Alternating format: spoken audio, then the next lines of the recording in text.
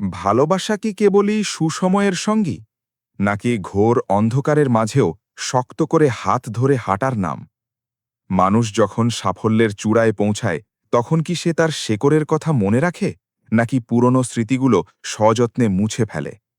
আজ আপনাদের সামনে তুলে ধরব জীবন ও বাস্তবতার এমন এক রূঢ় কিন্তু অবিশ্বাস্য আখ্যান, যেখানে এক চরম দরিদ্র স্বামী তার স্ত্রীর আকাশ ছোঁয়া স্বপ্নের জন্য নিজের রক্ত ঘাম করে সর্বস্ব বিলিয়ে দিয়েছিল।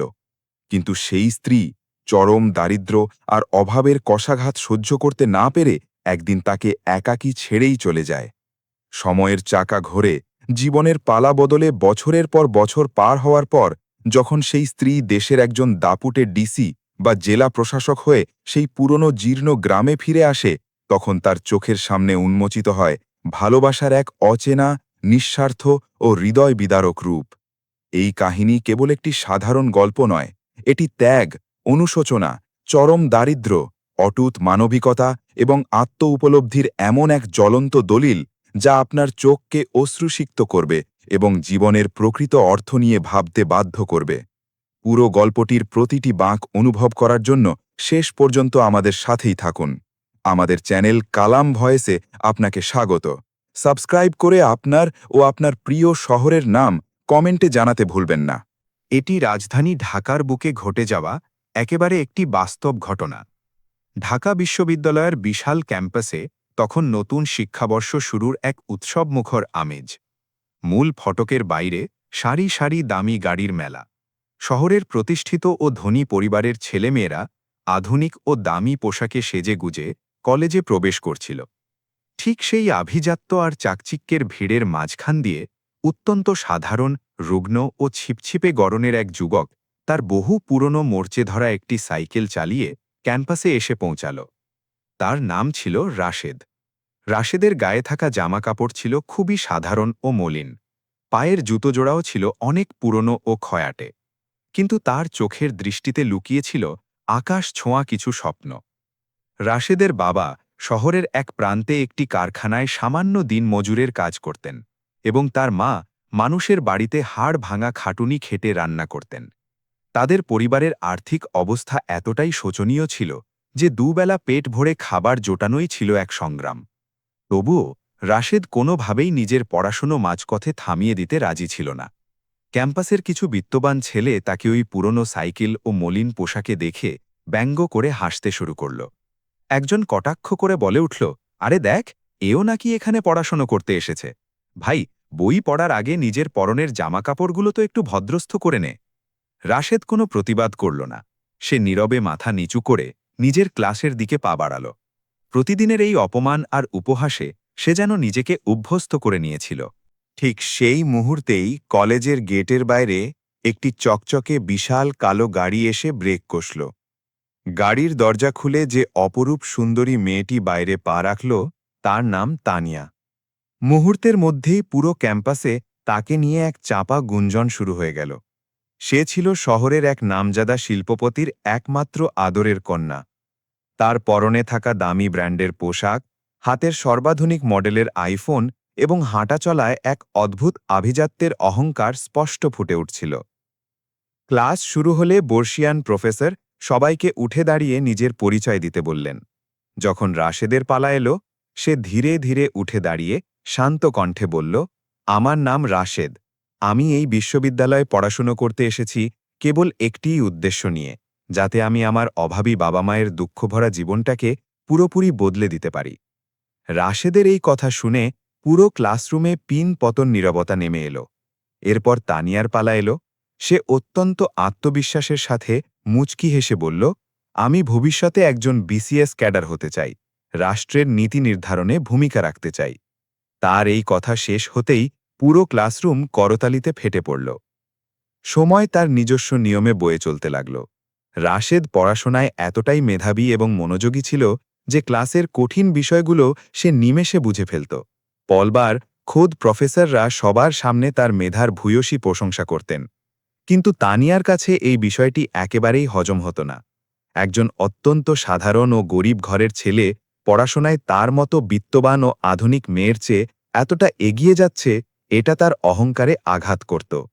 হঠাৎ একদিন পরীক্ষার ঠিক আগের দিন লাইব্রেরিতে পড়ার সময় তানিয়ার নিজের হাতে তৈরি করা অত্যন্ত গুরুত্বপূর্ণ একটি নোটবুক হারিয়ে গেল। পরের দিনই ফাইনাল পরীক্ষা, আর নোটবুকটি না পেয়ে সে রীতিমতো দিশেহারা হয়ে পড়ল। পুরো বিশ্ববিদ্যালয়ে তন্ন তন্ন করে খোঁজার পরও যখন খাতাটির কোনো সন্ধান মিলল না, তখন বিকেলের দিকে তানিয়া চরম হতাশ ও বিষণ্ণ মন নিয়ে ক্যাম্পাস থেকে বেরোচ্ছিল। ঠিক তখনই রাশেদ ধীর পায়ে তার সামনে এসে দাঁড়াল।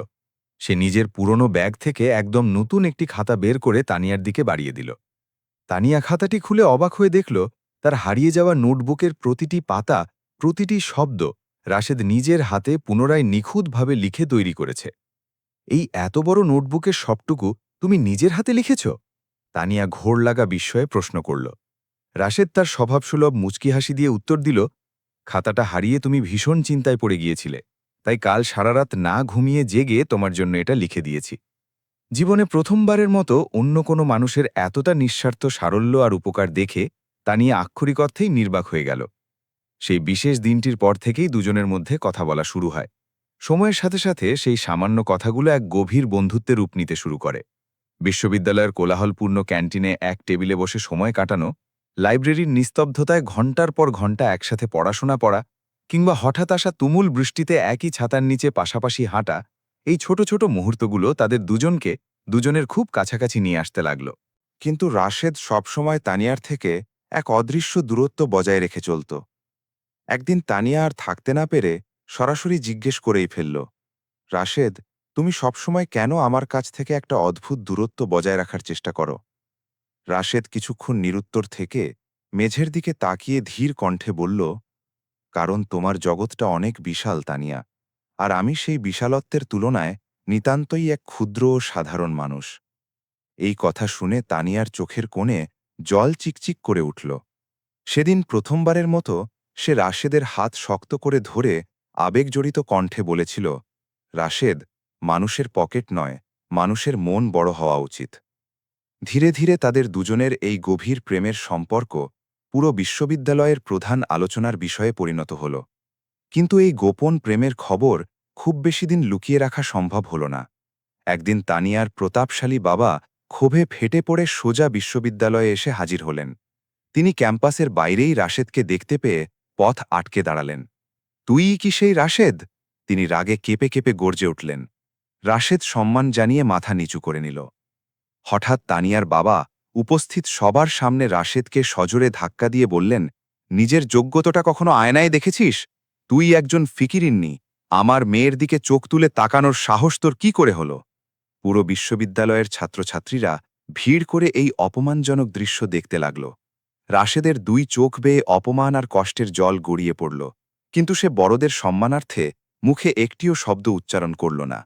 ঠিক সেই মুহূর্তে তানিয়া ভিড় ঠেলে সেখানে উপস্থিত হল। বাবা, এবার থামো, যথেষ্ট হয়েছে। তানিয়ার রাগে ও দুঃখে জোরে চিৎকার করে উঠল, কিন্তু তার বাবা কোনো কথাই শুনতে রাজি ছিলেন না। তিনি আঙুল উঁচিয়ে চরম রাজির সাথে ঘোষণা করলেন, তুই যদি আজ এই ভিখারি ছেলের সাথে কোনো রকম সম্পর্ক রাখিস, তাহলে মনে রাখবি, এই বাড়ির দরজা তোর জন্য চিরকালের মতো বন্ধ। আমাদের সাথে তোর সব সম্পর্ক আজ থেকেই শেষ। তানিয়া ডুকরে কেঁদে উঠল, কিন্তু রাশেদ সেই অপমানিত অবস্থা থেকে নিঃশব্দে মাথা নিচু করে ফিরে গেল। সেই চরম অপমানের রাতে রাশেদ এক মুহূর্তের জন্য দু চোখের পাতা এক করতে পারল না। তার বারবার মনে হতে লাগল, হয়তো তানিয়ার বাবার কথাই ঠিক, সে সত্যি তানিয়ার মতো রাজকন্যার যোগ্য নয়। পরের দিন থেকে সে ইচ্ছে করেই তানিয়ার থেকে দূরত্ব বাড়াতে শুরু করল। কিন্তু তানিয়া তো সহজে হার মেনে নেওয়ার মেয়ে ছিল না। একদিন সে কারো কোনো বাধা না মেনে সোজা রাশেদদের সেই জীর্ণ ও দরিদ্র পল্লীর ছোট্ট বাড়িতে গিয়ে হাজির হল। বাড়িটির অবস্থা দেখে তানিয়া থমকে গেল। নড়বড়ে ভাঙা দেওয়াল, ফুটো হয়ে যাওয়া টিনের চাল আর স্যাঁতস্যাঁতে ছোট্ট কুঁড়ে ঘরটি দেখে তার চোখে আপনা আপনি জল চলে এলো। রাশেদের মা তখন মাটির উনুনে ধোঁয়ার মধ্যে কষ্ট করে রান্না করছিলেন। তানিয়াকে দরজায় দাঁড়িয়ে থাকতে দেখে তিনি পরম মমতায় মুচকি হেসে বললেন, এসো মা, ভেতরে এসো। আমাদের বাড়িটা খুব ছোট আর ভাঙাচোরা ঠিকই, কিন্তু আমরা তোমাকে আমাদের মন থেকে সাদরে স্বাগত জানাচ্ছি। সেদিন তানিয়া তার জীবনে প্রথমবারের মতো চরম দারিদ্র্যকে এতটা কাছ থেকে উপলব্ধি করল। একই সাথে সে এটাও বুঝতে পারল যে রাশেদ এবং তার পরিবার হয়তো আর্থিকভাবে গরিব, কিন্তু মানবিকতা আর আতিথেয়তার দিক থেকে তারা অনেক বড় মাপের মানুষ। কিছুদিন পর তাদের বিশ্ববিদ্যালয়ের পাঠ চুকে গেল। ততদিনে তারা দুজনেই উপলব্ধি করতে পেরেছিল যে একে অপরকে ছাড়া তাদের বেঁচে থাকা প্রায় অসম্ভব। কিন্তু তানিয়ার বাবা এই অসম সম্পর্কের বিরুদ্ধে পাহাড়ের মতো অনড় ছিলেন। শেষমেশ কোনো উপায় না দেখে এক অন্ধকার রাতে তানিয়া নিজের বিলাসবহুল বাড়ি আর পরিবার চিরতরে ছেড়ে রাশেদের কাছে চলে এলো। তার চোখে ছিল বাঁধ ভাঙা জল। আমি তোমাকে ছাড়া এক মুহূর্তও বাঁচতে পারব না রাশেদ। রাশেদ কিছুটা ঘাবড়ে গিয়ে বলল, কিন্তু তোমার বাবা, তোমার পরিবার? তানিয়া রাশেদের হাত দুটো শক্ত করে আঁকড়ে ধরে বলল, আমার এই পৃথিবীতে আর কিচ্ছু চাই না, আমি শুধু তোমার এইটুকু সঙ্গ চাই। পরের দিন সকালেই দুজনে মিলে কাজী অফিসে গিয়ে অত্যন্ত সাধারণ আয়োজনে বিয়ে করে নিল। রাশেদের আনন্দের কোনো সীমা ছিল না। তার মনে হচ্ছিল যেন সে পুরো পৃথিবী জয় করে ফেলেছে। সে তার ছোট্ট ভাঙাচোরা কুঁড়ে ঘরটিকে বাজার থেকে আনা বুনো ফুল দিয়ে নিজের হাতে খুব সুন্দর করে সাজাল এবং স্ত্রীকে খুশি করতে নিজের হাতেই রান্নাবান্না করল। কিন্তু বিয়ের পর যখন তানিয়া প্রথমবারের মতো সেই ভাঙাচোরা কুঁড়ে ঘরে নিজের সংসার পাততে ঢুকল, তখন তার পা যেন হঠাৎ করেই দরজায় থমকে গেল। চারিদিকে শুধুই তীব্র অভাব আর দারিদ্র্যের ছাপ। নড়বড়ে ভাঙা একটি খাট, মাথার উপর ফুটো হওয়া টিনের চালা আর হাঁসফাঁস করা একটা দম বন্ধ করা ছোট্ট ঘর। তানিয়া চুপচাপ দাঁড়িয়ে সবকিছু নিখুঁতভাবে পর্যবেক্ষণ করতে লাগল। আর ঠিক সেই মুহূর্তেই তার মনের গহীনে থাকা রোম্যান্টিক ভালোবাসা ধীরে ধীরে এক অজানা ভীতি এবং হতাশায় পরিণত হতে শুরু করল। বিয়ের প্রথম কয়েকটা দিন রাশেদের কাছে ছিল যেন কোনো সুন্দর স্বপ্নের মতো। সে প্রতিদিন ভোর হতে না হতেই ঘুম থেকে উঠত, হাড় ভাঙা মজুরির কাজে বেরিয়ে যেত আর বিকেলে একটু তাড়াতাড়ি বাড়ি ফিরে আসত, যাতে তানিয়া নতুন পরিবেশে একা বোধ না করে। সেই স্যাঁতসেঁতে ছোট্ট কুঁড়ে ঘরেও রাশেদ প্রতিদিন ছোট ছোট খুশির মুহূর্ত খোঁজার আপ্রাণ চেষ্টা করত। কিন্তু তানিয়ার জন্য এই রূঢ় জীবনযাপন একেবারেই অচেনা ও ভয়ঙ্কর ছিল। যে মেয়েটি তার জন্মের পর থেকে বিলাসবহুল বড় বাংলোয় জীবন কাটিয়েছে, চারপাশে সারাক্ষণ চাকর-বাকর ঘুরঘুর করতে দেখেছে এবং এসির কোন কোণে ঠান্ডায় নরম বিছানায় ঘুমিয়েছে, তার জন্য এই নড়বড়ে ঘরে মাটিতে ঘুমানো কোনোভাবেই সহজ ছিল না। এক রাতে হঠাৎ খুব মুষলধারে বৃষ্টি শুরু হলো। মুহূর্তের মধ্যেই কুঁড়েঘরের সেই ফুটো চাল দিয়ে হু হু করে জল ভেতরে পড়তে শুরু করল। রাশেদ তাড়াহুড়ো করে বালতি, হাঁড়ি আর বাসনপত্র এনে ফুটো জায়গাগুলোর নিচে রাখতে লাগল, যাতে বৃষ্টির জল পুরো ঘরে ছড়িয়ে বিছানা নষ্ট না করে।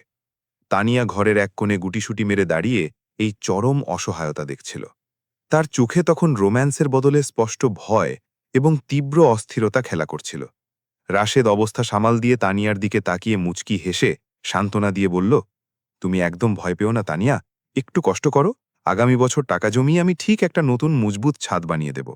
কিন্তু তানিয়া কোনো উত্তর না দিয়ে কেবল ফ্যাল ফ্যাল করে তাকিয়ে রইল।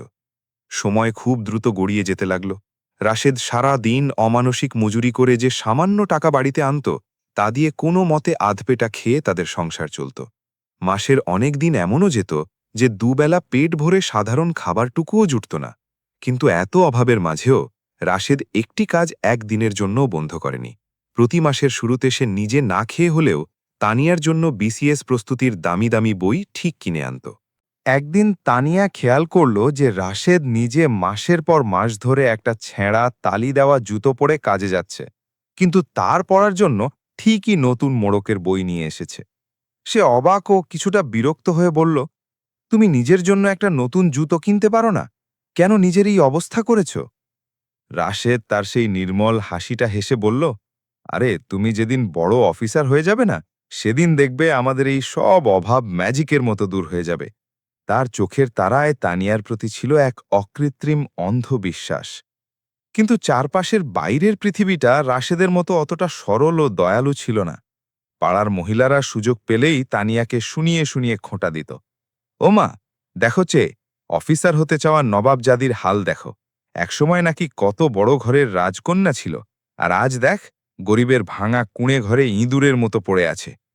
ধীরে ধীরে প্রতিদিনের এই তীক্ষ্ণ কথাগুলো তানিয়ার মনে বিষের মতো গেঁথে যেতে লাগল। একদিন বাজারে যাওয়ার পথে তানিয়ার তার পুরনো এক বিত্তবান কলেজের বান্ধবীর সাথে দেখা হয়ে গেল। বান্ধবীটি এক ঝাঁ চকচকে বিলাসবহুল গাড়িতে করে এসেছিল। সে তানিয়ার ওই জীর্ণ অবস্থা আর কুঁড়েঘর দেখে তাচ্ছিল্য করে বলল, ইয়ার তানিয়া, তুই নিজের হাতে নিজের এমন সুন্দর জীবনটাকে একেবারে নরকে পরিণত করে ফেললি। সেদিন প্রথমবারের মতো তানিয়ার নিজের সিদ্ধান্ত আর বিয়ে নিয়ে তীব্র অনুশোচনা হতে লাগল। সেদিন রাতে রাশেদ ক্লান্ত শরীরে বাড়ি ফিরে খাবার খাচ্ছিল। সে খুব আনন্দের সাথে তানিয়াকে বলল, তানিয়া, আজ আমি শহরে বিসিএস-এর সবচেয়ে ভালো একটা কোচিং সেন্টারের খোঁজ নিয়েছি। তুমি এখন থেকে সেখানে গিয়ে পড়াশোনার প্রস্তুতি নিতে পারবে। তানিয়া অবাক হয়ে জানতে চাইল, কিন্তু কোচিংয়ের এত টাকা তুমি পাবে কোথায়? রাশেদ মুচকি হেসে বলল, তুমি টাকার চিন্তা করো না, আমি এখন থেকে রাতেও একটা জায়গায় কাজ করার কথা বলে এসেছি। তানিয়া চুপ হয়ে গেল। পরের দিন ভোর থেকে রাশেদ দিনের বেলা কড়া রোদে মজুরি আর রাতের বেলা শহরের এক অন্ধকার গুদামে বস্তা টানার কাজ শুরু করল। দিনের পর দিন অনেক রাত সে সামান্য না ঘুমিয়ে হাড় ভাঙা খাটুনি খাটত। বস্তা টেনে টেনে তার দুহাতে কড়া পড়ে রক্ত জমাট বেঁধে গিয়েছিল। কিন্তু এত কষ্টের পরও যখনই সে রাতে বাড়ি ফিরত, তানিয়ার সামনে নিজের সমস্ত ক্লান্তি লুকিয়ে হাসি মুখেই কথা বলত। এক রাতে হঠাৎ তানিয়ার ঘুম ভেঙে গেলে সে দেখতে পায় রাশেদ মেঝেতে বসে সুঁই ছুতো দিয়ে তার সেই পুরনো ছেঁড়া জুতোটা সেলাই করার চেষ্টা করছে। তার চোখে চরম ক্লান্তি থাকলেও ঘুম ছিল না। তানিয়া কিছু মুহূর্ত চুপচাপ তাকে দেখল, তারপর ভারী গলায় জিজ্ঞেস করল, নিজের শরীরের ওপর এত অবিচার কেন করছো তুমি? রাশেদ মুখ তুলে মৃদু হাসির সাথে উত্তর দিল, কারণ আমি স্বপ্ন দেখি একদিন এই শহরের সব মানুষ আমার তানিয়াকে সম্মানের সাথে স্যালিউট করবে। এই কথা শুনে তানিয়ার চোখে সাময়িকভাবে জল চলে এলো ঠিকই, কিন্তু তাদের বাস্তব পরিস্থিতি ক্রমাগত নিয়ন্ত্রণের বাইরে চলে যাচ্ছিল। একদিন সকালে বাড়ির মালিক কুড়েঘরের বাইরে এসে তুমুল গালাগালি ও চিৎকার শুরু করে দিলেন। গত 2 মাসের ঘরের ভাড়া বাকি পড়ে আছে রাশেদ, আর কতদিন এইভাবে আমার ঘরে বিনামূল্যে পড়ে থাকবি? আজই ভাড়া দে, নইলে ঘাড় ধাক্কা দিয়ে বের করে দেব। পুরো পাড়ার মানুষ জড়ো হয়ে এই তামাশা দেখতে লাগল। রাশেদ মালিকের সামনে হাত জোড় করে কাকুতি মিনতি করতে লাগল, আমাকে দয়া করে আর মাত্র কয়েকটা দিন সময় দিন ভাই, আমি আপনার সব টাকা কড়াই গণ্ডায় মিটিয়ে দেব। কিন্তু বাড়ির মালিক তাকে সদার সামনে জঘন্য ভাষায় অপমান করে চলে গেলেন। তানিয়া ঘরের দরজার আড়ালে দাঁড়িয়ে এই পুরো অপমানের দৃশ্যটা দেখছিল এবং শুনছিল। সেদিন তার ভেতরে যেন থাকা অবশিষ্ট সহনশীলতাটুকুও কাঁচের মতো টুকরো টুকরো হয়ে ভেঙে গেল। রাতে সে রাশেদকে তীব্র ক্ষোভের সাথে বলল, আর কতদিন আমাদের এই ভিখারির মতো জীবন কাটাতে হবে? রাশেদ খুব শান্ত গলায় বোঝানোর চেষ্টা করল, ব্যাস, আর কিছুটা সময় ধৈর্য ধরো তানিয়া, আমাদের এই দিনগুলো ঠিক বদলে যাবে। কিন্তু তানিয়া আর নিজেকে ধরে রাখতে পারল না। সে রাগে ফেটে পড়ে চিৎকার করে উঠল, কবে বদলাবে তোমার এই দিন? যখন এই অভাবের তাড়নায় আমাদের পুরো জীবনটাই শেষ হয়ে যাবে তখন? রাশেদ একেবারে নিশ্চুপ হয়ে গেল। সেদিন প্রথমবারের মতো রাশেদের চোখে ভালোবাসার বদলে এক চাপা কষ্ট আর অসহায়তা স্পষ্ট দেখা যাচ্ছিল। কয়েকদিন পর কাঙ্ক্ষিত বিসিএস পরীক্ষার ফর্ম পূরণের বিজ্ঞপ্তি বেরোল, কিন্তু ফর্ম পূরণের ফি ছিল তাদের সামর্থ্যের চেয়ে অনেক বেশি। তানিয়া টাকার চিন্তায় হতাশ হয়ে এক কোণে বসেছিল। রাশেদ সেদিন সকালে কাউকে কিছু না জানিয়ে খুব দ্রুত বাড়ি থেকে বেরিয়ে গেল। সারা দিন তার কোনো খোঁজ নেই। সন্ধে যখন সে ক্লান্ত পায়ে বাড়ি ফিরল, তখন তার এক হাতে ফর্ম পূরণের পুরো টাকাটা মুড়িয়ে রাখা। তানিয়া টাকা দেখে স্বস্তির নিঃশ্বাস ফেলল এবং খুব খুশি হল। কিন্তু পরক্ষণেই যখন সে দেখল যে রাশেদের অন্য হাতে একটি বড় ব্যান্ডেজ বাঁধা এবং সেখানে রক্তের দাগ লেগে আছে, তখন সে চরম ঘাবড়ে গেল। তোমার হাতে এ কি হয়েছে? তানিয়া উদ্বিগ্ন হয়ে জানতে চাইল। রাশেদ স্বভাবসুলভ মুচকি হাসি দিয়ে ঘটনা লুকিয়ে বলল, আরে তেমন কিছু না, গুদামে ভারী বস্তা টানতে গিয়ে একটু চোট লেগে গেছে। কিন্তু পর্দার আড়ালের নির্মম সত্যিটা ছিল অন্যরকম। সে আসলে কোনো দুর্ঘটনায় পড়েনি। ফর্ম পূরণের এতগুলো টাকা জোগাড় করার কোনো উপায় না পেয়ে সে হাসপাতালে গিয়ে নিজের শরীরের রক্ত বিক্রি করে এই টাকা নিয়ে এসেছিল। এই ভয়ঙ্কর সত্যি কথাটা তানিয়া অনেক পরে জানতে পেরেছিল। যেদিন সে এটা জেনেছিল সেদিন রাতে সে নিজের ভেতরে ডুকরে কেঁদেছিল। কিন্তু দুর্ভাগ্যবশত ততদিনে তানিয়ার ভেতরের দারিদ্র্যের ভয় আর বিলাসী জীবনের প্রতি মোহ রাশেদের ওই বিশাল ভালোবাসার চেয়েও অনেক বেশি বড় ও শক্তিশালী হতে শুরু করেছিল। গ্রীষ্মের প্রচণ্ড দাবদাহ চলছিল। একদিন দুপুরে একটানা বিদ্যুৎ ছিল না। টিনের সেই জীর্ণ কুঁড়েঘরের ভেতরে গরমে সেদ্ধ হওয়ার মতো অবস্থা। নিঃশ্বাস নেওয়াই যেন কঠিন হয়ে পড়ছিল। তানিয়া গরমে অতিষ্ঠ হয়ে ঘেমে নিয়ে অস্থির হয়ে রাস্তার ধারে এসে দাঁড়াল। ঠিক সেই সময় তার সামনে দিয়ে একটি শীতাতপ নিয়ন্ত্রিত চকচকে গাড়ি ধীর গতিতে পেরিয়ে যাচ্ছিল। গাড়ির ভেতরে বসেছিল তার সেই পুরনো বান্ধবী।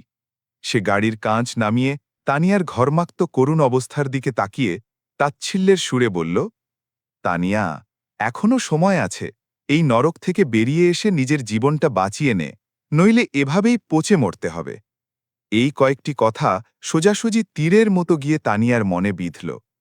সেদিন রাতে রাশেদ খুব আনন্দ নিয়ে বাড়ি ফিরল। শহরে সে আগের চেয়ে একটু ভালো বেতনের একটা কাজ জোগাড় করতে পেরেছে। সে উচ্ছ্বসিত হয়ে তানিয়াকে বলল, তানিয়া, এবার আমাদের সব কষ্ট দূর হয়ে যাবে। আমি তোমাকে ঢাকার সবচেয়ে নামকরা আর বড় কোচিং সেন্টারে ভর্তি করাবো। তুমি শুধু মন দিয়ে পড়ে যাও। কিন্তু তানিয়ার চোখে সেদিন কোনো স্বপ্ন বা খুশির ঝিলিক ছিল না। সারা রাত সে একটা কথাও না বলে অন্ধকারে চুপচাপ পাথরের মতো বসে রইল। তার মনের ভেতর তখন অন্য এক ঝড় বইছে। পরের দিন ভোরে সূর্য ওঠার পরপরই রাশেদ যখন কাজে বেরিয়ে গেল, তখন তানিয়া ধীরে ধীরে উঠে নিজের সামান্য জিনিসপত্রগুলো একটা ব্যাগে গুছিয়ে নিল। তার চোখের কোণে জল ছিল, কিন্তু সিদ্ধান্তে কোনো টলটালমান অবস্থা ছিল না। সে ঘরটিকে শেষবারের মতো ঘুরে ঘুরে দেখল। মাটির দেওয়ালে তাদের বিয়ের দিনের একটা ছোট্ট ছবি সযত্নে টাঙানো ছিল। কিছু মুহূর্ত সে একদৃষ্টে ছবিটার দিকে তাকিয়ে রইল। তারপর একটা কাগজ টেনে নিয়ে দ্রুত একটা চিঠি লিখে বিছানার উপর চাপা দিয়ে রাখল। চিঠিতে লেখা ছিল, আমি এই চরম দারিদ্র্য আর গরিবানা নিয়ে আর বাঁচতে পারব না রাশেদ। আমি আমার নিজের দুনিয়ায় ফিরে যাচ্ছি। তবে আমি ঠিকই ফিরে আসব। সেদিনই ফিরে আসব যেদিন এই পুরো দুনিয়া আমাকে সালাম করবে। সন্ধ্যায় হাড় ভাঙা খাটুনি শেষে রাশেদ যখন ক্লান্ত শরীরে বাড়ি ফিরল, তখন তার হাতে ছিল তানিয়ার জন্যে কিনে আনা সস্তা কিছু মিষ্টি। কিন্তু কুঁড়ে ঘরের দরজা হাঁ করে খোলা, আর ভেতরের পুরো ঘর নিস্তব্ধ এবং শূন্য পড়ে আছে। রাশেদের চোখ সোজা গিয়ে পড়ল বিছানার উপর রাখা সেই সাদা চিঠিটার ওপর। চিঠিটা হাতে নিতেই তার হাত থরথর করে কাঁপতে লাগল। প্রতিটি শব্দ পড়ার সাথে সাথে তার বুক চিরে কান্না বেরিয়ে আসতে চাইল। সে ধীরে ধীরে নিস্তেজ হয়ে মেঝেতে বসে পড়ল। দুচোখ বেয়ে অঝোর ধারায় জল ঝরতে লাগল। কিন্তু ঠিক তার পরের মুহূর্তেই সে তানিয়ার লেখা চিঠিটা নিজের বুকের কাছে শক্ত করে জড়িয়ে ধরল এবং কান্নায় ভেঙে যাওয়া গলায় শুধু এটুকু বিশ্বাস নিয়ে বলল, আমি জানি তুমি নিশ্চয়ই একদিন ফিরে আসবে তানিয়া। আমার ভালোবাসার ওপর, তোমার ওপর আজও আমার পূর্ণ ভরসা আছে। তানিয়া চলে যাওয়ার পর দেখতে দেখতে দীর্ঘ 5 বছর কেটে গেল। সময়ের এই নির্মম স্রোতে রাশেদ আর আগের মতো সেই সতেজ যুবকটি নেই। অতিরিক্ত পরিশ্রম আর মানসিক কষ্টে তার চেহারায় বয়সের আগেই বার্ধক্যের ছাপ আর চরম ক্লান্তি বাসা বাঁধতে শুরু করেছিল।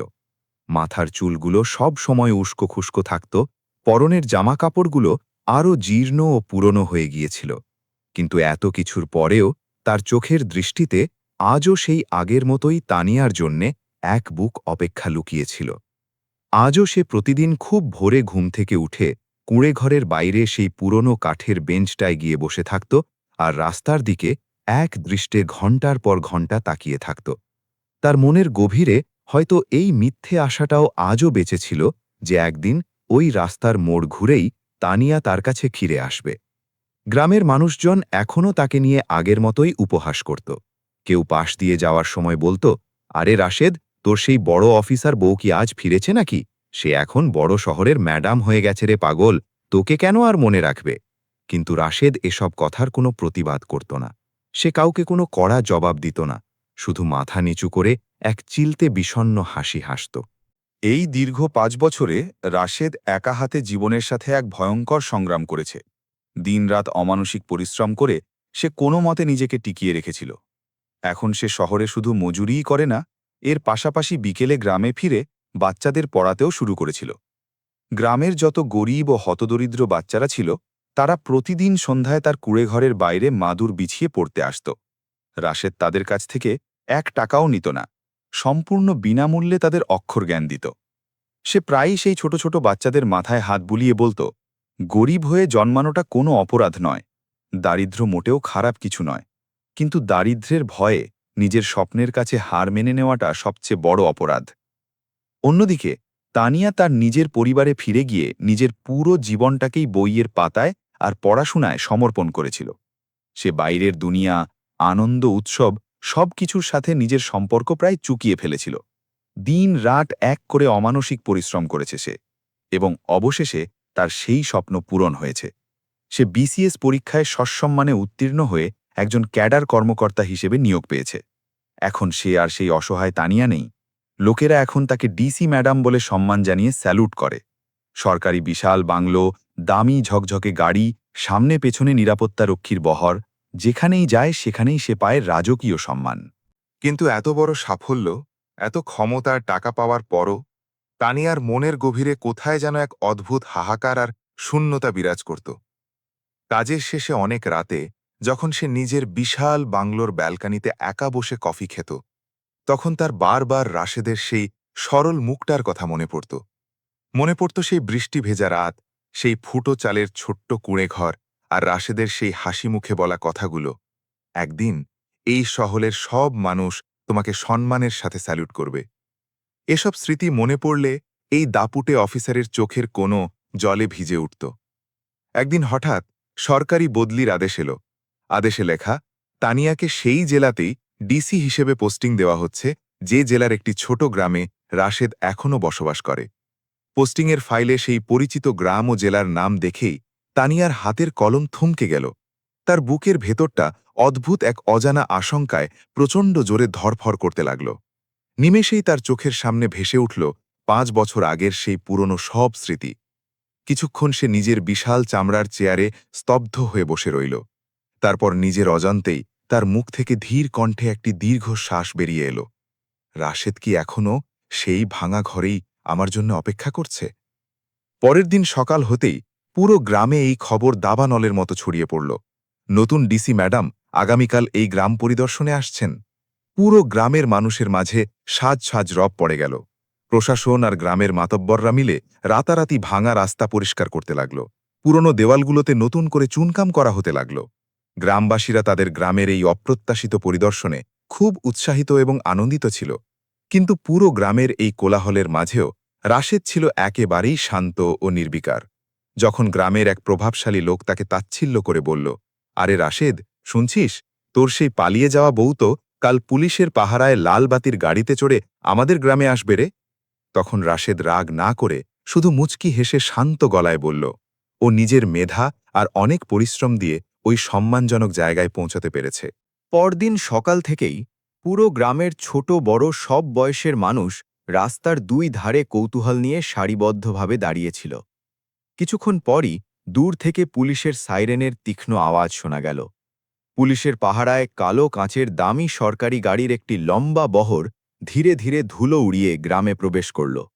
গ্রামের ছোট ছোট বাচ্চারা খুশিতে হাততালি দিতে শুরু করল। মূল রাস্তার ওপর গাড়ি থামতেই সিকিউরিটির বিশাল পুলিশ বাহিনী দ্রুত নিচে নেমে চারপাশ ঘিরে ফেলল। এরপর মাঝখানের সবচেয়ে বড় গাড়িটির দরজা খুলে গেল এবং তানিয়া বাইরে বেরিয়ে এলো। তার পরনে অত্যন্ত মার্জিত একটি সুতির শাড়ি, চোখে দামি চশমা আর মুখাবয়বে এক দৃঢ় গাম্ভীর্য। পুরো গ্রামের মানুষ, স্থানীয় নেতারা তাকে মাথা নিচু করে সালাম করছিল। কিন্তু তানিয়ার চোখ এই সম্মান গ্রহণ করার বদলে ভিড়ের মাঝে অন্য কাউকে পাগলের মতো খুঁজছিল। খুঁজতে খুঁজতে হঠাৎ করেই তার দৃষ্টি থমকে গেল দূরে এক গাছের নিচে দাঁড়িয়ে থাকা রাশেদের ওপর। পরনে সেই 5 বছরের পুরনো মলিন জামাকাপড়, রোদে পুড়ে যাওয়া ক্লান্ত একখানা মুখ। কিন্তু তার চোখের দৃষ্টিতে আজও মিশে আছে সেই একই পবিত্রতা আর সততা। ভিড়ের মাঝে দুজনে কয়েক সেকেন্ডের জন্য একে অপরের চোখের দিকে পলকহীনভাবে তাকিয়েই রইল, যেন তাদের চারপাশের পৃথিবীর সমস্ত কোলাহল, সমস্ত সময় হঠাৎ করেই থমকে গেছে। তানিয়ার চোখ দুটো নিজের অজান্তেই জলে ভরে উঠল। কিন্তু রাশেদ দূর থেকেই তাকে দেখে খুব হালকা করে একটু হাসল এবং সম্মানার্থে মাথা নিচু করে নিল। ঠিক সেই মুহূর্তে কিছু উৎসাহী গ্রামবাসী তানিয়াকে খোঁচা দিয়ে বলতে শুরু করল, দেখুন ম্যাডাম, ওই যে ওখানে দাঁড়িয়ে আছে, ওই ভিখারিটাই হলো আপনার সেই গরিব স্বামী। এতগুলো বছর পার হয়ে গেল, কিন্তু ও আজও ওই একই পচা কুঁড়ে ঘরে পড়ে আছে। গ্রামবাসীদের এই নিষ্ঠুর ও বাস্তব কথাগুলো তানিয়ার বুকে সজোরে তীরের মতো গিয়ে বিঁধল। সে কোনো কথা বলতে পারল না। পরিদর্শনের আনুষ্ঠানিক কাজ শুরু হল। তানিয়া তার প্রোটোকল নিয়ে গ্রামের স্কুল, স্থানীয় হাসপাতাল এবং রাস্তাঘাটের অবস্থা খতিয়ে দেখতে লাগল। সবকিছু স্বাভাবিকভাবেই চলছিল, কিন্তু হঠাৎ করেই গ্রামের পশ্চিম দিকের একটা পুরনো টিনের বাড়িতে ভয়াবহ আগুন লেগে গেল। দাউ দাউ করে জ্বলতে থাকা আগুনের লেলিহান শিখা আর কালো ধোঁয়ায় চারপাশ ছেয়ে গেল। মুহূর্তের মধ্যেই চারদিকে এক চরম আতঙ্ক আর চিৎকার চেঁচামেচি শুরু হয়ে গেল। খবর এলো ঘরের ভেতর একজন অশীতিপর বৃদ্ধা আটকা পড়েছেন। গ্রামের শত শত লোক এবং প্রোটোকলের লোকজন দূরে নিরাপদে দাঁড়িয়ে এই ভয়ানক তামাশা দেখছিল। আগুনের তীব্রতা এতটাই বেশি ছিল যে কেউই নিজের জীবনের ঝুঁকি নিয়ে ওই জ্বলন্ত ঘরের ভেতর ঢোকার সামান্য সাহসটুকুও করতে পারছিল না। ঠিক সেই চরম মুহূর্তে রাশেদ কোথা থেকে যেন ছুটে এসে একদম সামনে এগিয়ে এলো। পাগল হয়েছিস রাশেদ, ভেতরে একদম যাস না, পুড়ে ছাই হয়ে যাবি। গ্রামের লোকেরা তাকে আটকাতে চিৎকার করে উঠল, কিন্তু রাশেদ কারো কোনো বারণ না শুনে নিজের জীবনের পরোয়া না করেই সেই ভয়ঙ্কর আগুনের ভেতর এক লাফে ঢুকে গেল। পুরো গ্রামের মানুষ এই দুঃসাহসিক দৃশ্য দেখে স্তব্ধ হয়ে গেল। তানিয়ার যেন নিঃশ্বাস গলার কাছে আটকে গেল। সে আতঙ্কে কাঁপতে শুরু করল। তার মনে হচ্ছিল প্রতিটি সেকেন্ড যেন এক একটি যুগের সমান। কয়েক মিনিট চরম উৎকণ্ঠার পর হঠাৎ আগুনের ধোঁয়া ভেদ করে রাশেদ বাইরে বেরিয়ে এলো। তার দু হাতে কোলে করে ধরা সেই আটকে পড়া বৃদ্ধা। রাশেদের নিজের হাত দুটো আগুনে মারাত্মকভাবে পুড়ে ছাল উঠে গিয়েছিল। তার পরনের পুরনো জামাকাপড়ও অর্ধেকের বেশি পুড়ে ছাই হয়ে গিয়েছিল। কিন্তু সে যাকে বাঁচাতে গিয়েছিল সেই বৃদ্ধাটি সম্পূর্ণ অক্ষত ও নিরাপদ ছিলেন। পুরো গ্রামের মানুষ হতবাক হয়ে এই আত্মত্যাগী মানুষটার দিকে তাকিয়ে রইল। দূরে দাঁড়িয়ে থাকা তানিয়ার দুই চোখ বেয়ে অঝোর ধারায় জল বইতে লাগল। তার স্মৃতির পাতায় জলজল করে উঠল অতীত। তার মনে পড়ল, এই তো সেই একই মানুষ যে একসময় তার হারিয়ে যাওয়া নোটবুকের জন্য নিজের রাতের ঘুম হারাম করে সারা রাত জেগে নোটস লিখত। এই তো সেই একই মানুষ যে নিজে দিনের পর দিন না খেয়ে নিজের রক্ত বিক্রি করে তার স্বপ্ন পূরণ করার জন্য টাকা জোগাড় করত। আর সে এই দেবতার মতো মানুষটিকে শুধুমাত্র একটু দারিদ্র্য আর অভাবের অজুহাতে একা নরকে ফেলে চলে গিয়েছিল। অপরাধ বোধে তানিয়ার বুকের ভেতরটা দুমড়ে মুচড়ে যেতে লাগল। সারাদিনের কোলাহল শেষে রাতে পুরো গ্রাম যখন শান্ত হয়ে ঘুমে আচ্ছন্ন, তানিয়া তখন তার প্রোটোকল আর নিরাপত্তা রক্ষীদের ফাঁকি দিয়ে একা নিঃশব্দে রাশেদের সেই পুরনো কুঁড়েঘরের বাইরে এসে পৌঁছাল। ভাঙা কাঠের দরজাটা অর্ধেক খোলা ছিল। ভেতরের এক কোণে একটি ছোট মাটির প্রদীপ টিমটিম করে জ্বলছিল। পোড়া হাতে ব্যান্ডেজ বাঁধা অবস্থায় রাশেদ মেঝেতে বসে কিছু পুরনো খাতা নাড়াচাড়া করছিল। তানিয়া ধীর পায়ে কোনো শব্দ না করে ঘরের ভেতর প্রবেশ করল। সে চারপাশে তাকিয়ে দেখল ঘরটা আজও ঠিক আগের মতোই আছে। মাটির দেওয়ালে আজও তাদের সেই বিয়ের পুরনো ছবিটা সযত্নে টাঙানো। ঘরের অন্য এক কোণে তানিয়ার ফেলে যাওয়া বিসিএসের পুরনো বইগুলো একেবারে নতুনের মতো যত্ন করে গুছিয়ে রাখা। এসব দেখে তানিয়ার চোখ থেকে আবারও জল গড়িয়ে পড়ল। ততক্ষণে তানিয়ার নজর পড়ল খাটের নিচে রাখা একটি মোড়চে পড়া পুরনো টিনের কৌটোর উপর। সে কৌতূহলবশত কৌটোটি খুলতেই দেখল তার ভেতরে অনেকগুলো ভাঁজ করা চিঠি রাখা। এই চিঠিগুলো রাশেদ গত 5 বছরে তাকে উদ্দেশ্য করে লিখেছিল, কিন্তু ঠিকানা জানা না থাকায় কোনোদিন পোস্ট করতে পারেনি। হাত কাঁপতে কাঁপতে তানিয়া সেখান থেকে সবচেয়ে ওপরের একটি চিঠি খুলে পড়তে শুরু করল। তাতে রাশেদের কাঁচা হাতে লেখায় লেখা ছিল, তানিয়া, তুমি এই বিশাল পৃথিবীর যেখানেই থাকো না কেন সবসময় খুব ভালো থেকো। আমি আজও প্রতিদিন প্রার্থনায় বসি কেবল তোমার সাফল্যের জন্য। গ্রামের লোকেরা আমাকে হাসাহাসি করে বলে যে তুমি আমাকে চিরতরে ভুলে গেছ, কিন্তু আমার এই অবুঝ মন আজও বিশ্বাস করে যে তুমি একদিন ঠিক তোমার এই রাশেদের কাছে ফিরে আসবে। চিঠিটা পড়া শেষ হতেই তানিয়ার চোখ থেকে টপ টপ করে জল ঝরে কাগজের উপর পড়তে লাগল। ঠিক সেই মুহূর্তে পায়ের আওয়াজ পেয়ে রাশেদ পেছন ফিরে তাকাল। দুজনের চোখাচোখি হল। দীর্ঘ 5 বছর পর এতটা কাছে থেকে একে অপরকে দেখছে তারা। ঘরের ভেতর কিছুক্ষণের জন্য এক অদ্ভুত ভারী নীরবতা নেমে এলো। অবশেষে তানিয়া ডুকরে কেঁদে উঠে প্রশ্ন করল, তুমি এত কষ্ট করে একা জীবন কাটাচ্ছ, তুমি কেন দ্বিতীয় কোনো বিয়ে করে নিজের সংসার গুছিয়ে নিলে না? রাশেদ তার পোড়া হাতটা লুকিয়ে রেখে অত্যন্ত শান্ত মৃদু হাসির সাথে জবাব দিল, তানিয়া, জীবনে সত্যিকারের ভালোবাসা তো মানুষের একবারই হয়, বারবার তো আর ভালোবাসা যায় না। রাশেদের এই সহজ কথাটা শোনার পর তানিয়ার চোখ দিয়ে যেন বাঁধ ভাঙা নদীর মতো একটানা জল বয়ে যেতে লাগল। সে নিশ্চুপ হয়ে হাঁটু গেড়ে বসে রাশেদের মুখের দিকে ফ্যাল ফ্যাল করে তাকিয়ে রইল।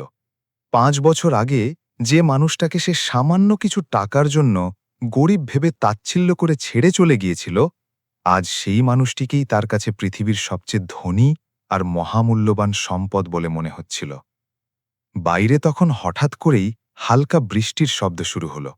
কুঁড়েঘরের মাটির দেওয়াল আজও আগের মতোই ভাঙা ছিল, টিনের ফুটো চাল দিয়ে আজও বৃষ্টির জল ঘরের ভেতর পড়ছিল। কিন্তু আশ্চর্যের বিষয় হল, রাশেদের মুখে আজও সেই দারিদ্র্য নিয়ে কোনো আক্ষেপ বা অভিযোগের চিহ্ন মাত্র ছিল না। কিছুক্ষণ দুজনের মধ্যে এক দীর্ঘ নিস্তব্ধতা বজায় রইল। তারপর রাশেদ ধীর কণ্ঠে অত্যন্ত আদরের সাথে বলল, মেঝেতে দাঁড়িয়ে আছো কেন তানিয়া? বসো, তুমি সারাদিন অনেক কাজ করেছ, নিশ্চয়ই খুব ক্লান্ত হয়ে গেছ। এতগুলো বছর, এত অপমান আর অবহেলার পরও রাশেদের গলার স্বরে আজও সেই একই আপনত্ব আর ভালোবাসা লুকিয়েছিল। তানিয়া আর নিজের আবেগ কোনোভাবেই আটকে রাখতে পারল না। সে মেঝেতে লুটিয়ে পড়ে রাশেদের পা জড়িয়ে ধরে হাউমাউ করে কাঁদতে কাঁদতে বলল, আমাকে তুমি ক্ষমা করে দাও রাশেদ, আমি তোমাকে চিনতে পারিনি, আমি তোমাকে বুঝতে অনেক বড় ভুল করে ফেলেছিলাম। রাশেদ পরম মমতায় তানিয়াকে টেনে তুলে মৃদু হেসে বলল, এতে তোমার কোনো ভুল ছিল না তানিয়া। চরম দারিদ্র্য জিনিসটা আসলেই খুব ভয়ঙ্কর একটা অভিশাপ, এটা মানুষকে অন্ধ করে দেয়। রাশেদের মুখে এই কথা শুনে তানিয়া আরও বেশি করে ডুকরে কাঁদতে লাগল।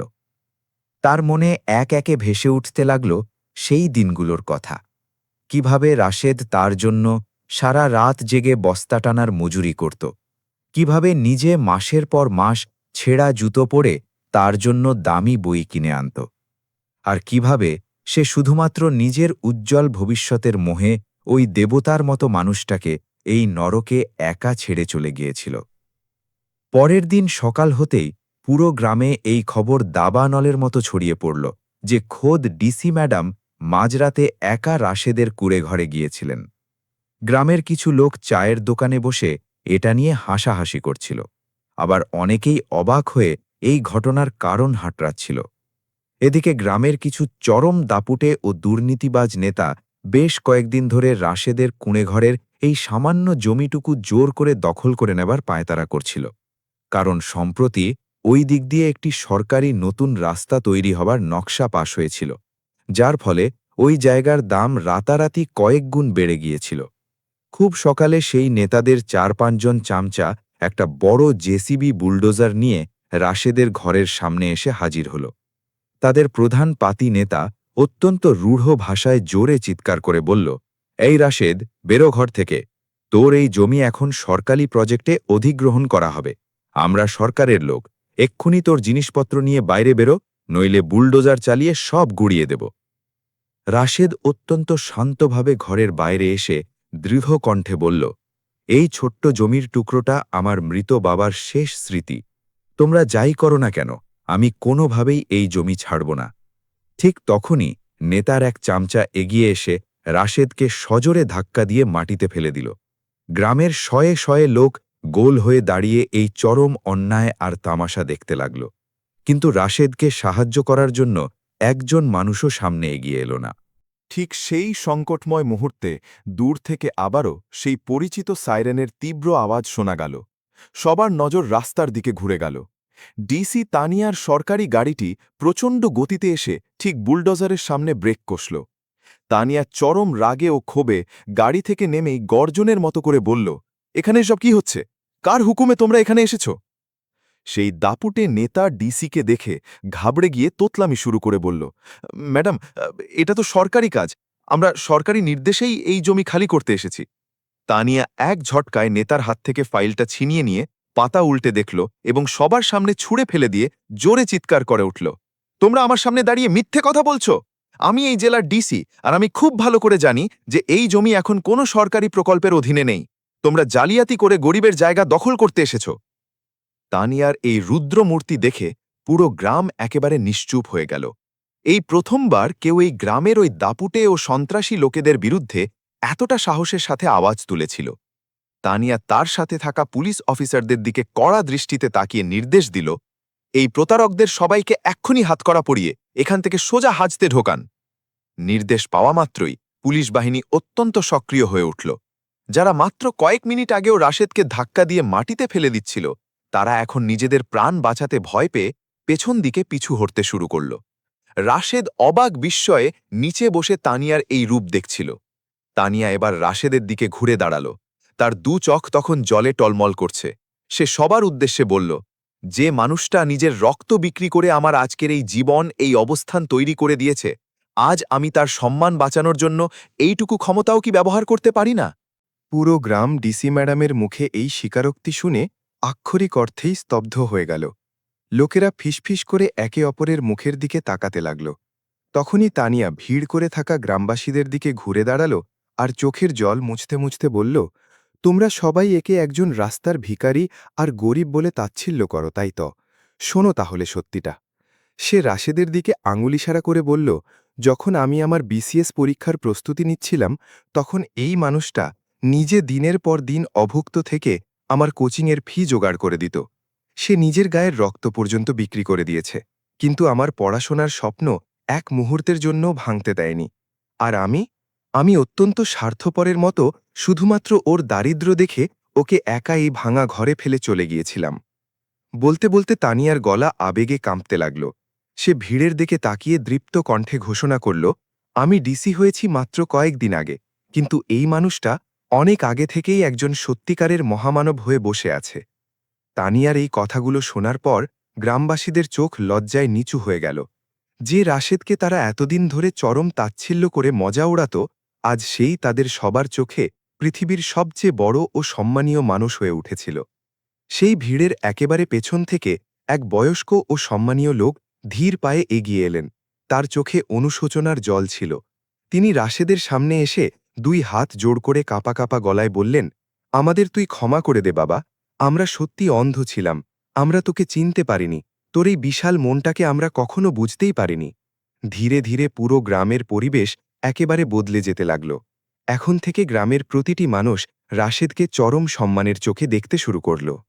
এই ঘটনার কিছুদিন পর তানিয়া তার জীবনে একটি যুগান্তকারী সিদ্ধান্ত গ্রহণ করল। সে তার জন্য বরাদ্দকৃত বিলাসবহুল সরকারি বাংলোয় থাকতে সম্পূর্ণ অস্বীকার করল। তার এই সিদ্ধান্ত শুনে প্রশাসনের অন্যান্য অফিসার থেকে শুরু করে সবাই চরম অবাক হয়ে গিয়েছিল। এক সিনিয়র অফিসার একদিন তাকে জিজ্ঞেস করলেন, ম্যাডাম, আপনি এত বড় একটা সরকারি সুযোগ সুবিধা আর বাংলো কেন ছেড়ে দিচ্ছেন? তানিয়া অত্যন্ত তৃপ্তির সাথে মুচকি হেসে জবাব দিল, কারণ আমার জীবনের সবচেয়ে বড় এবং অমূল্য শিক্ষাটা আমাকে কোনো বই বা বিশ্ববিদ্যালয় দেয়নি, দিয়েছে ওই ভাঙা কুঁড়ে ঘরটি, তাই আমি ওখানেই থাকতে চাই। সে তার নিজস্ব জমানো টাকা দিয়ে ওই পুরনো কুঁড়ে ঘরটাকেই মেরামত ও সম্প্রসারণ করাতে শুরু করল। কিন্তু রাশেদ তাকে বাধা দিয়ে বলল, তানিয়া, এত টাকা শুধু শুধু খরচ করো না, আমরা তো এভাবেই ভালো আছি। তখন তানিয়া রাশেদের হাত ধরে খুব মিষ্টি করে বলল, এই কুঁড়ে ঘরটা কোনো সাধারণ ঘর নয় রাশেদ, এই ঘর আমাকে জীবনের সবচেয়ে বড় শিক্ষা, মানবিকতা শিখিয়েছে। আমি এই স্মৃতিচিহ্নকে কখনো ধ্বংস হতে দেব না। কয়েক মাস পর সেই পুরনো কুঁড়েঘরের ঠিক পাশেই গ্রামে একটি নতুন সুন্দর ও মজবুত বিল্ডিং তৈরি হল। উদ্বোধনের দিন পুরো গ্রামের মানুষ সেখানে আনন্দ উৎসব করার জন্য জড়ো হয়েছিল। গ্রামের ছোট ছোট বাচ্চারা নতুন বই হাতে নিয়ে খুশিতে হাততালি দিচ্ছিল। নতুন বিল্ডিংয়ের প্রধান দরজায় একটি বড় চকচকে বোর্ড লাগানো ছিল, যাতে বড় বড় অক্ষরে লেখা ছিল, রাশেদ শিক্ষালয়। এটি ছিল গ্রামের সমস্ত গরিব ও সুবিধাবঞ্চিত বাচ্চাদের জন্য একটি সম্পূর্ণ বিনামূল্যের আধুনিক লাইব্রেরি এবং কোচিং সেন্টার।